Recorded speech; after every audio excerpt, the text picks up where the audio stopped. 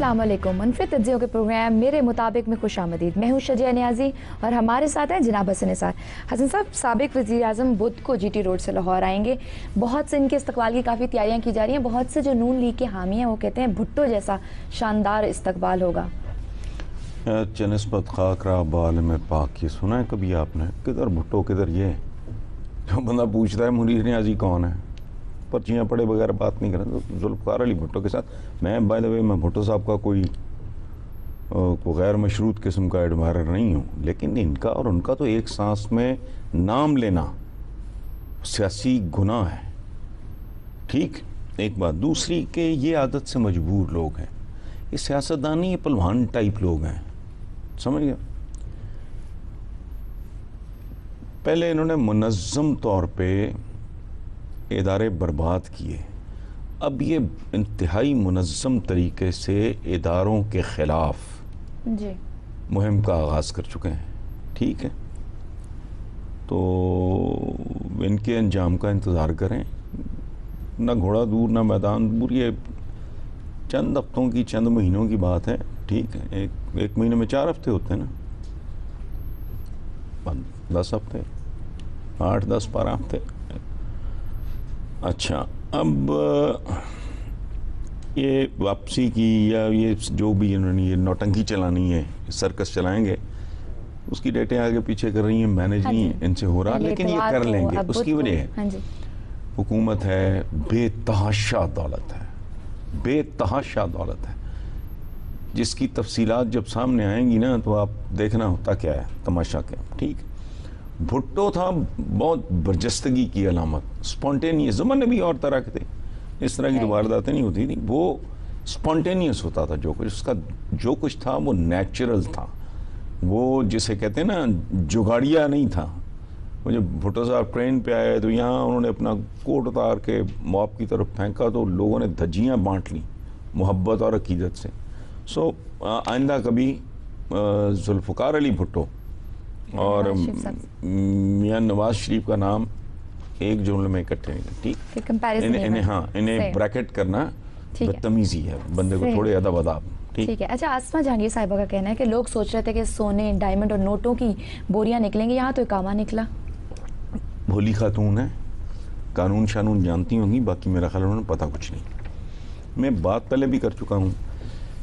तो जहालत के सरचश्मों को इस बात का अंदाज़ा होना चाहिए कि इकामा ये हीरे की बोरी नहीं होता, ये हीरों की कानें हैं। राइट, समझ गए हो? पहले भी मैंने अर्ज़ किया था आपसे ही बात करते हुए, या शायद किसी और को मैं बात कर रहा हूँ फोरम पे, कि भाई गरीब आदमी के और बिल्कुल डॉलरों में खरबपति आदमी के इकामे में फ़र्क है। वो उसका इकामा होता है 2 वक्त की रोटी कमाने के लिए, जलील होके, ख़ास तौर पे ये जो मिडल ईस्ट है जहाँ वो जो जिल्लत काटता है। ठीक, 2 वक्त की रोटी कमाने के लिए। इनका है खरबों डॉलर छुपाने के लिए। ठीक है, और इकामे को ज़रा सब्र करें ना, धीरे। फिल्म का एक ऑर्डिनरी फीचर फिल्म का अंजाम या क्लाइमेक्स देखने के लिए भी 2-2.5 घंटे बैठना पड़ता है ना। तो भाई ये तो बड़ा तीसरी बार वजीर आज़म। ठीक है, इकामा है दिबाचा, जो आएगी ना किताब चंद हफ्ते, मैंने कहा ना, नेली 6 months, लोग तिलिस्मे होशरुबा भूल जाएंगे, अलिफ लैला लोग भूल जाएंगे। समझ गए? राइट। हाँ, तो इसलिए ज़रा सब्र कर लें बीबी भी। अच्छा, तो सब लाहौर के हल्के N120 में इलेक्शन होने वाला है, इस हवाले से क्या तैयारियां हो रही हैं? डॉक्टर यास्मीन राशिद की क्या रिजर्वेशन है, इस सवाल से हम बात करेंगे, लेकिन इस छोटी सी ब्रेक के बाद देखते रहिए मेरे मुताबिक।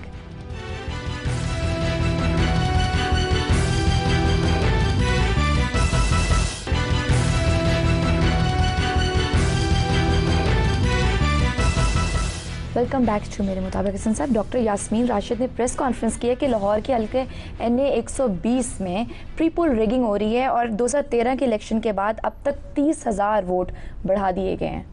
ये डॉक्टर साहब ने ना, उनको चाहिए था कि उसको ज़रा स्पेसिफिक्स में बयान करते। ये बात तो मुझे समझ में आती है। ब्लॉक ये चाह रहे हैं अगर 25-30 हज़ार वोट का आबादी में बढ़ोतरी का एक शरह होती है उसकी। ये जो उन्होंने बात की, इस एक प्री पोल रिगिंग जो है नवाज शरीफ के सियासत में आते ही शुरू हो गई थी। इसकी तारीख है बहुत लंबी। प्री पोल बड़ा मामूली, ये प्री टाइप का आता है, ठीक है। इलेक्शन कमीशन के लिए चैलेंज है, और मैं तो समझता हूँ कि अगर इस मुल्क के साथ वाकई कुछ और इदारों लोगों को दिलचस्पी है तो मंशूर करें इस तरह की वारदातें ना हो। तहरीक इंसाफ खुद क्या करती है, नई वोटर्स लिस्टें वो कह रही हैं कि नहीं मिली। और एक बात और मैं अर्ज़ कर दूँ वैसे एहतियातन, जैसे छिछोरे नॉर्मली सियासतदान होते हैं ना, तो नीम खानदा टाइप लगो आगा ना पीछा, वो जब इस तरह के इल्ज़ाम लगाते हैं तो one takes it with a pinch of salt कि भाई डॉक्टर यास्मीन राशिद, मैंने पहले भी अर्ज़ किया था, बहुत खूबसूरत घराना, बहुत पढ़े लिखे लोग, बहुत काबिल, बहुत बड़ी डॉक्टर हैं, और डॉक्टर्स की पॉलिटिक्स में इनका बड़ा अहम रोल रहा है। वो अगर कोई बात कर रही तो इलेक्शन कमीशन को और बाकियों को, ये किसी लल्लू पंजू पॉलिटिशियन का एतराज़ नहीं है। सही।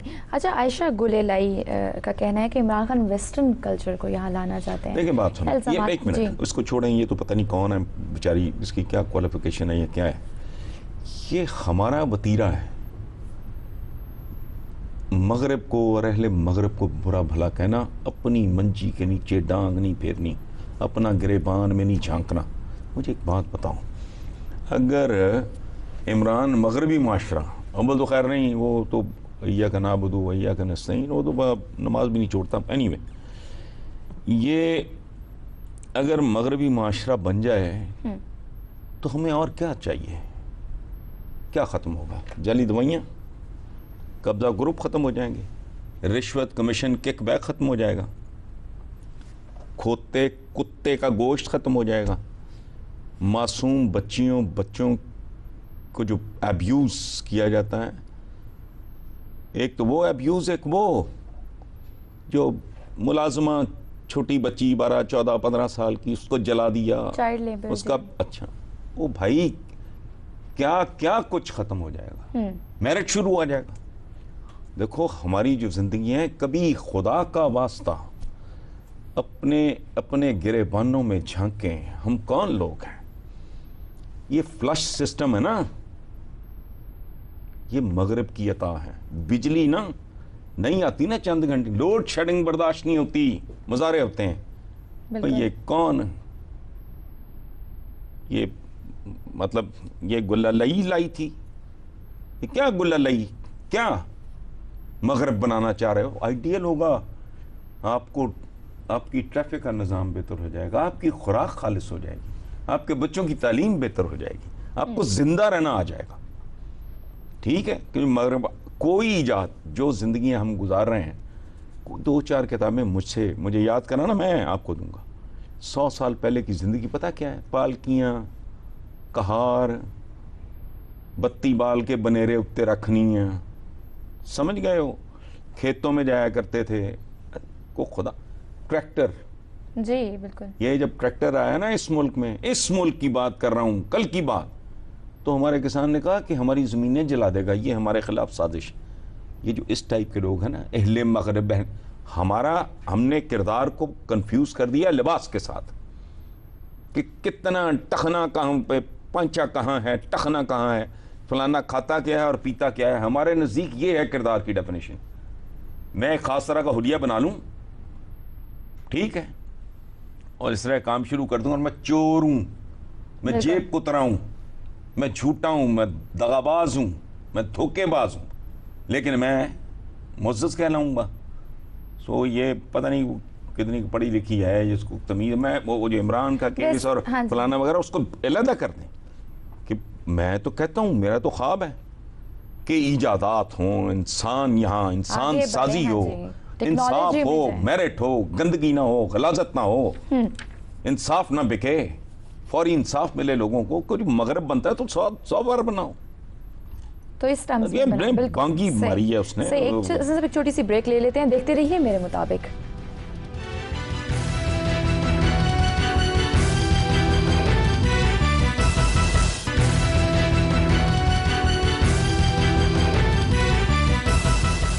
वेलकम बैक टू मेरे मुताबिक। हसन साहब, साबिक वज़ीर-ए-आज़म नवाज शरीफ का कहना है कि बहुत कुछ समझता हूँ, ज़्यादा देर खामोश नहीं रहूँगा। क्या कोई अदालत डिक्टेटर को भी सज़ा देगी? मेरा एक सवाल है जी। तीसरी बार वज़ीर-ए-आज़म रह चुके, यानी सारी ज़िंदगी जद्दोजहद की थी नायल होने के लिए। मेरा एक सवाल ये है कोई हुकूमत आपकी हुकूमत समेत जो मुशर्रफ को रोक सके? जो रोक सको तो रोक लो, तो रोक सको तो रोको, रोकते हैं। भी आपकी है। वो भाई अदालतों ने तो है कोई अदालत जो डिक्टेटर को देंगे, वो अदालत तो तब करेगी ना, तुमने तो बंदा ही बाहर भेज दिया। तुम में इतनी सख्त नहीं, तुम्हारी टांगों में जान नहीं। ये जो मैं कहता हूं ना कि डेमोक्रेसी ये ढोंग है, ये फ्रॉड है। ये जेन्युइन डेमोक्रेसी होती तो टांगों में जान होती, मैं देखता कौन रोकता। बिकॉज जेन्युइन डेमोक्रेसी होती तो आप डिलीवर भी करते। फिर लोग ये झूठ का कारोबार है, ये जो आ रहे हैं और इस्तकबाल होगा और ये फ्लैक्सेस वगैरह, पैसा लुट मार मुकता ही नहीं, पैसा वो सब कुछ होगा, बहुत घटिया ड्रामा होगा। लेट मी प्रेडिक्ट, पूरा जोर लगाएंगे। ये वजह क्या है? मैं क्यों कह रहा हूं ये बात कि जब जेन्युइनली इनको पब्लिक सपोर्ट की जरूरत थी, और यहां तो परिंदा ट्वीट नहीं किया, चहचहा, ट्वीटिंग क्या होती है? चहचहाना, ठीक है। वो एक कोई जानवर नहीं बोला, चिड़िया नहीं चहचहाई। ये भी इन्होंने वापस आने की कोशिश की है, धक्के मार के उन्होंने वापस भेज दिया। एयरपोर्ट के बाहर कितना बंदा था? सैकड़ों में भी नहीं। तो अब जो होगा वो जाली होगा, मसनूई होगा, झूठ होगा। अभी तो ये और एक मिनट जी, मैं क्या कह रहा हूं? जाली होगा, झूठ होगा, मसनूई होगा, उसके पीछे इंतजामी और माली करिश्मे होंगे, फिर भी घटिया होगा। अगर जेन्युइन डेमोक्रेसी होती, आप जेन्युइनली डेमोक्रेट होते, तो लोग आपके लिए तब भी निकलते। सही। आप ये देख लें, कैप्टन सफदर ने कहा कि हमारा अगला साल जो है वो शायद जेल में होगा। अगर शायद नहीं, ठीक है, उनके इस इल्हाम में थोड़ी सी कसर है। शायद नहीं, पक्की बात है कि वो जेल में होंगे। आपका अंदाजा ठीक साबित होगा।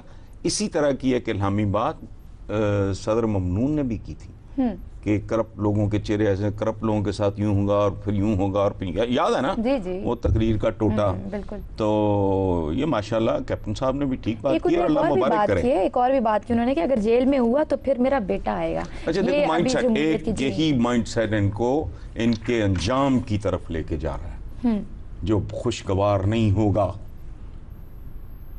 इब्रतनाक होगा। क्या? यही माइंडसेट। अंदाजा लगाओ कौन वो कुछ आज तो बोले छलनी 1500 रियाल वजीफा बोल रहा है। क्या है ये क्या माइंडसेट है? वो उधर क्या है? जुल्फकार अली भुट्टो, आगे उनकी साहबजादी, आगे उनका बेटा। अब बिलावल की शादी हो जाए तो अगला चेयरमैन तैयार या चेयरपर्सन। अच्छा ये ओ भाई, ये जो तुम बात कर रहे हो वो बेटा होगा। सुभान अल्लाह, अंदाजा लगाओ ये इस मुल्क के साथ करना क्या चाह रहे हैं। हमें तो ये बात नहीं हजम हो रही कि भाई एक अपना बेटी अंडर प्रोडक्शन है, एक का जी बेटा वो अंडर प्रोडक्शन है, वो माशाल्लाह किधर जा रहा है? गौर तो फरमाओ ना। तो आपने हाँ, हमें तो भाई अगली नस्ल हजम नहीं हो रही। बात की थी ना इस्लामी जमहूरियत जाती उमरा, तो हाँ ये नहीं, ये इस मुल्क को वाकई जाती इस्लामी जमहूरियत जाती उमरा वो नहीं बनने देंगे। इस मुल्क के लोग मतलब कितने भी बेचारे पसमानदा हों, इतनी गैरत जरूर बाकी है कि इस्लामी जमहूरियत जाती उमरा नहीं। वो उधर इस्लामी जमहूरियत पता नहीं लाड़काना या कोई इस तरह के चक्कर में गड़ी खुदा बख्श, इस्लामी जमहूरियत गड़ी खुदा बख्श। ये बस करो भाई, लेट इट बी पाकिस्तान। नहीं, इसी के नतीजे कि इनको ऐसे दिन देखने पड़ते हैं और फिर ये चीखते हैं, फिर ये चिल्लाते हैं कि है कोई अदालत रोक। ओ भाई, है कोई हुकूमत जो रोके? तुम तो हुकूमत होते ही नहीं। वो जो उन्होंने कहा सिसिलियन क्लैन, ये सिसिलियन क्लैंस का एक सीरीज है इस मुल्क में। Anyway, अगर हम वॉल्यूम 10 की बात करें पनामा केस में, और 10 देखो 10 नंबरी और देखो अजीब इत्तेफाक है। नहीं ये भी कुदरत की तरफ से एक इशारा है। वॉल्यूम 10 नंबर का 10 नंबरी का मतलब समझ। अच्छा, ख्वाजा हारिस बहुत बड़े कानूनदान हैं, ठीक, बस मंजर भी उनका बड़ा शानदार है। उन्होंने पहला सफ़ा जो हमने पढ़ा है, मैं तो वहाँ नहीं था, उन्होंने पहला सफ़ा देखते जैसे कोयलों पे हाथ नहीं पड़ जाता, ठीक है। एक बात याद रखना, जिस दिन वॉल्यूम 10 की तफसीलात सामने आई, इस मुल्क में क़यामत सुगरा का मंजर होगा और बहुत सारे जो थोबड़े हैं ना, जो कामा कर, हाँ, ये शक्लें दिखाने के काबिल नहीं रहेंगे। सही, ठीक है साहब, इसी नोट पे हम अपने व्यूअर्स से इजाज़त चाहेंगे। लिखना ना भूलिए MM@geo.tv पर। अपना बहुत सा ख्याल रखिए। अल्लाह हाफ़िज़।